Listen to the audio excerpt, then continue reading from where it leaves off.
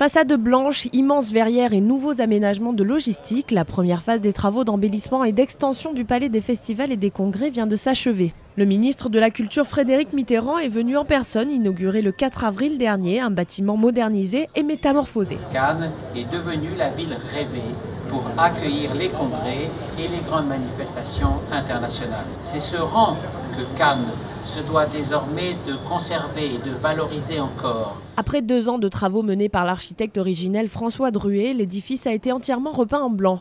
Pas moins de 4000 litres de peinture auront été nécessaires. Le foyer du théâtre Debussy a été entièrement refait et agrandi de presque 1000 m² et 1200 m² d'éléments vitrés ont été intégrés aux façades. Les équipements de logistique et de sécurité ont également été entièrement remis aux normes, avec notamment la construction d'un escalier supplémentaire côté port, tandis que l'ancienne prise d'air initialement installée côté croisette a été déplacée, ce qui a permis de rénover le parvis et l'entrée du casino. Il faut adapter cet outil de travail pour qu'il soit aux normes de sécurité, aux normes d'accessibilité.